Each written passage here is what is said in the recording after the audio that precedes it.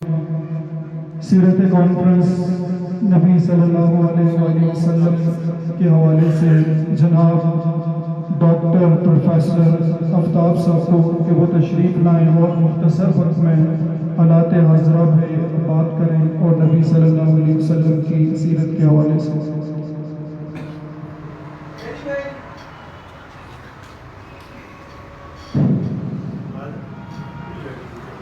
نحمدہ و صلی علی رسول الکریم.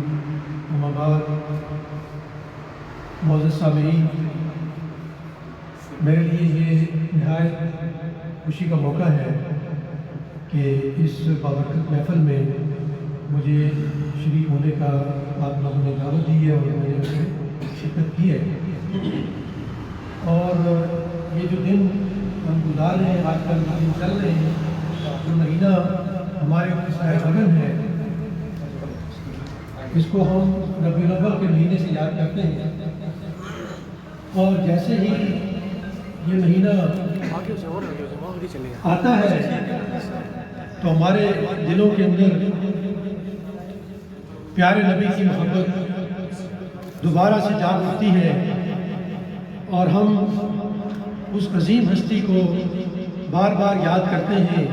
اس کی نعتیں پڑھتے ہیں اور اس کے کلمات ہم دہراتے ہیں، احادیث کو یاد کرتے ہیں اور ہم مختلف قسم کے نعرے باشگاف انداز میں لگاتے ہیں اور اس طریقے سے ہم اپنی محبت کا اظہار کرتے ہیں. بلا شبہ یہ ایسا موقع ہوتا ہے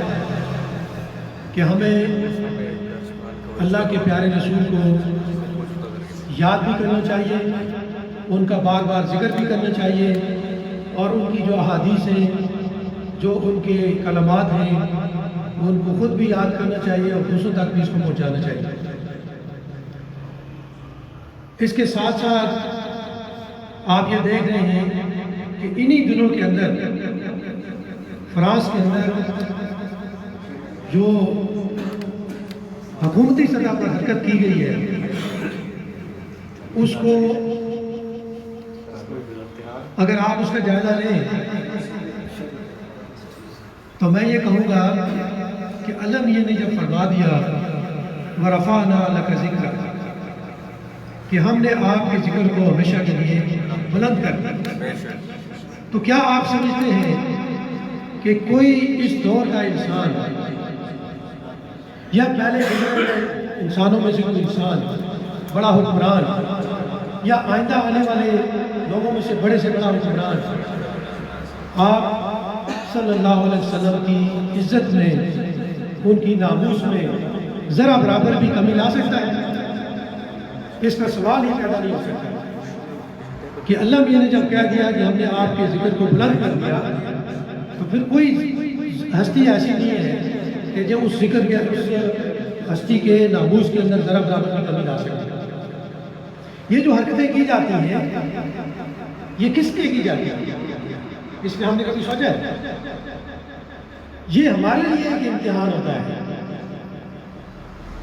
یہ آپ صلی اللہ علیہ وسلم کی ذات میں ذرا برابر بھی، اس کی جو برکات ہیں، اس کے جو فیوز ہیں، جو اس کا عطا نام ہے، اس کے اندر ذرا برابر بھی کمی نہیں کر سکتے. یہ ہمارے لیے ایک امتحان ہوتا ہے کہ جب وہ اس طرح کی حرکت کریں گے تو ہم نے کیا کرنا ہے، ہم کیا کریں گے. یہ ہمارے لیے ایک ٹیسٹ ہوتا ہے اور یہ ٹیسٹ ہر سال، دوسرے سال، تیسرے سال آپ دیکھتے ہیں یہ ہمارا ہوتا رہتا ہے. یہ ہمارے لیے ایک چیز ہے کہ جب اس طرح کی حرکتیں کوئی کرے گا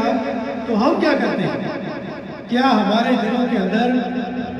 نبی صلی اللہ علیہ وسلم کی محبت اس حد تک زندہ ہے کہ اس طرح کی حرکتیں کرنے والوں کا ہم بائیکاٹ کریں اور ان کا مقابلہ کرنے کے لیے اپنے اندر وہ قوت اور طاقت پیدا کریں؟ ہم نے کبھی اس بات پہ سوچا ہے کہ یہ جو حرکتیں کی جا رہی ہیں، اس کے پیچھے جو ہاتھ ہیں وہ بنیادی طور پر ہمارے ضمیر کو جھنجھوڑنے کے لیے. اگر ہم اپنا جائزہ لیں اپنی مسلمانیت کا، اپنے اسلام کا، اپنے ایمان کا، ہم تھوڑی دیر کے لیے بھی جائزہ لیں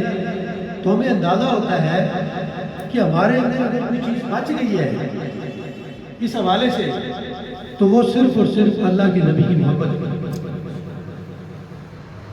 اگر کوئی چیز بچ گئی ہے آپ ہمارے پاس،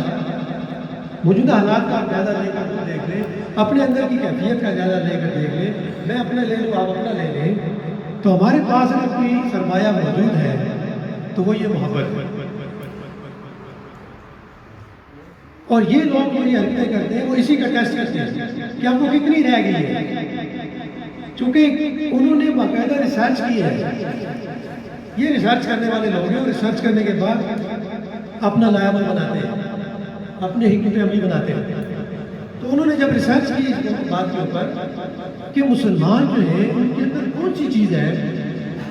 جو ان کو اسلام کے اوپر قائم رکھے ہوئے ہیں، تو پورا انالیسس کرنے کے بعد اس کے اوپر انہوں نے تیار کیا کہ ان کے اندر ایک ہی چیز ہے، اور وہ اللہ کے نبی کے ساتھ ان کی بے پناہ محبت ہے۔ اگر ہم اس کو کسی طریقے سے کم کر سکیں تو پھر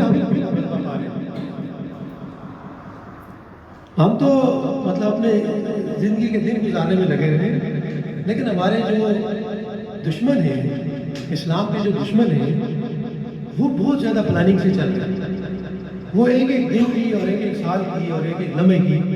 پلاننگ کرتے ہیں، اور خود بھی پلاننگ کرتے ہیں اور اپنے بچوں کو بھی یہ پلاننگ سکھا رہے ہیں۔ ان کی گائیڈ لائن ہی شروع سے اس طرح کی کر رہے ہیں کہ کس طریقے سے انہوں نے مسلمانوں کا اور اسلام کا مقابلہ کرنا ہے، اور یورپ کے اندر جگہ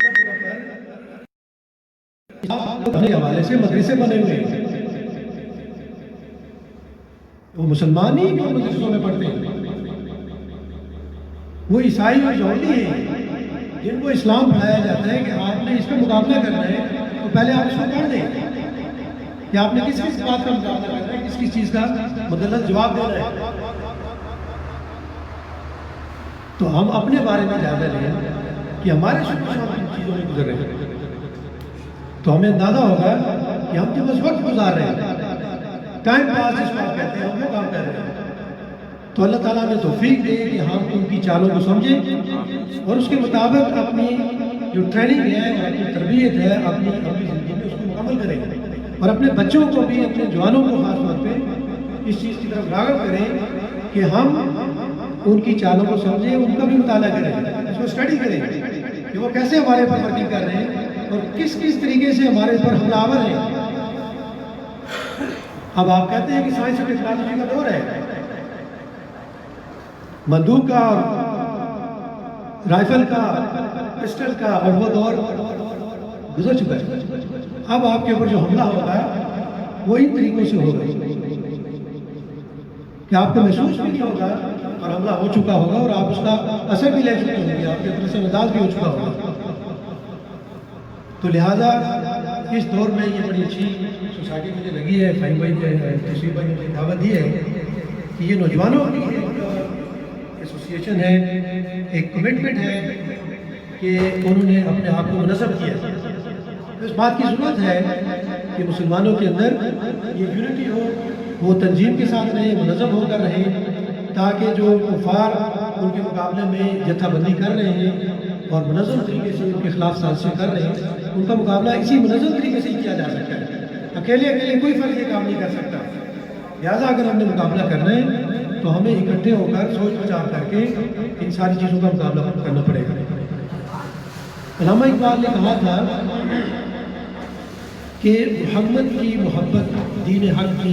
شرط اول ہے، اسی میں ہو اگر خامی تو ایمان نامکمل ہے۔ یعنی اگر ہم نے ایمان کے اوپر قائم رہنا ہے تو اسی محبت کو جگاتے رہنا ہے۔ اس کے لیے ظاہر ہے کہ ہم نے اپنے طور پہ کوشش کرنی ہے کہ نبی صلی اللہ علیہ وسلم کا جو اسوہ ہے اس کو ہم نے اسٹڈی کریں، اس کا مطالعہ کرنا۔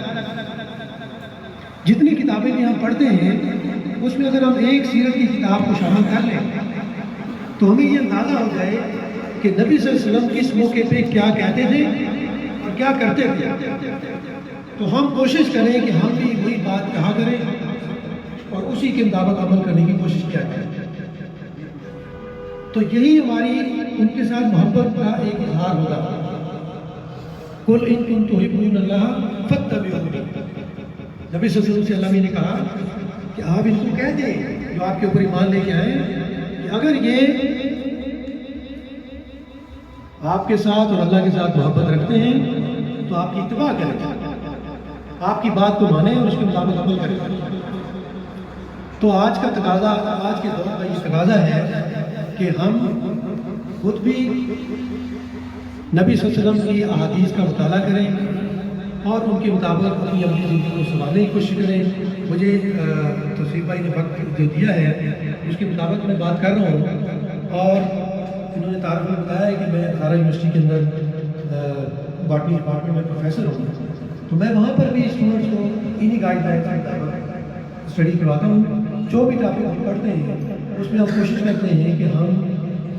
موجودہ دور کے حوالے سے اس کو اسٹڈی کریں اور اس کا جو بھی پریکٹیکل اپلیکیشن ہے اس کے مطابق اس کو دیکھیں۔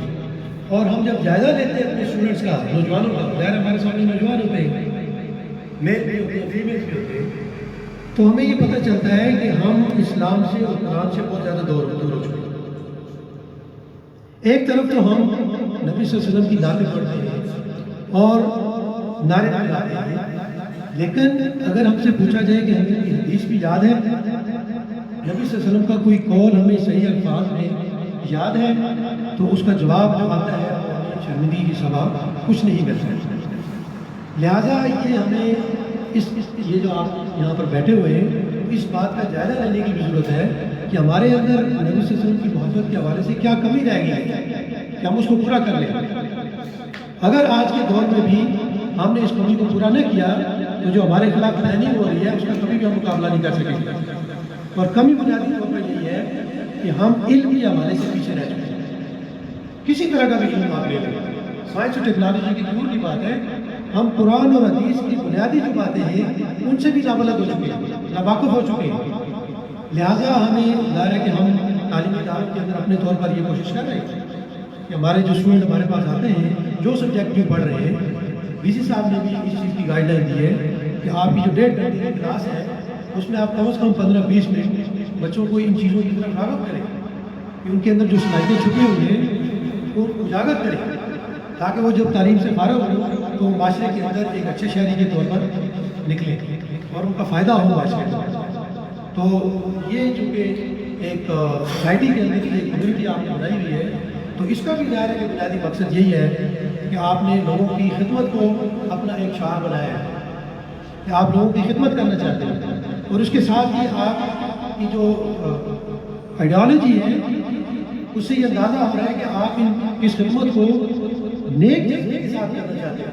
فی سبیل اللہ کرنا چاہتے ہیں، قرآن اور حدیث کی روشنی میں کرنا چاہتے ہیں۔ تو یہ بہت خوشائند بات ہے، اور انشاءاللہ ہم سے جس حد تک ہو سکتا ہم آپ کے ساتھ تعاون کریں گے۔ آپ کا بہت شکریہ کہ آپ نے اس پروگرام میں مجھے دعوت دی ہے۔ اس کے بعد میں توصیف بھائی کو کرتا ہوں کہ یہ نیکسٹ مقرر کو آپ کو جزاک اللہ جزاک۔ یہ تھے جی جناب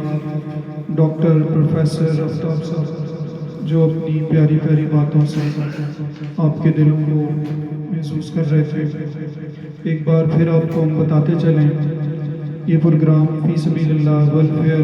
ٹرسٹ کی جانب سے آرگنائز کیا گیا ہے۔ میں فی سبیل اللہ ویلفیئر ٹرسٹ کی تمام ٹیم کا تہ دل سے شکریہ ادا کرتا ہوں۔ حماد نعیم، شاہ صاحب صدقی، اسامہ شاہ اور ملک اسامہ کا، اور جن لوگوں نے تعاون کیا ان سب کا بھی تہ دل سے شکریہ ادا کرتا ہوں۔ پروفیسر صاحبان، افتخار بھائی، مفتی صاحب اور آنے والے تمام معززین کا تہ دل سے شکریہ ادا کرتے ہیں کہ اس بابرکت، اس پر نور محفل میں آپ اپنے تمام تر اوقات میں سے وقت فارغ کر کے یہاں پہ تشریف لائیں۔ کی محمد سے وفات ہونے تو ہم تیرے ہیں، کی محمد سے وفات ہونے تو ہم تیرے ہیں، یہ جہاں چیز کیا ہے لوح و قلم تیرے ہیں۔ اللہ ہمیں نبی صلی اللہ علیہ وسلم کی سیرت اور صورت کو اپنانے کی توفیق دے، اور جس طرح نبی صلی اللہ علیہ وسلم ہمیں راستہ بتا کے گئے، اللہ کرے کہ ہم اس راستے پہ آ جائیں۔ یہ ساری جدوجہد، یہ ساری محنت، یہ سب کچھ اس لیے کہ ہم اپنے آپ کو پہچانیں کہ ہم آج کہاں کھڑے ہیں اور ہمیں کہاں کھڑا ہونا چاہیے۔ تو اس کے بعد میں نعت مقبول رسول صلی اللہ علیہ وآلہ وسلم کے لیے دعوت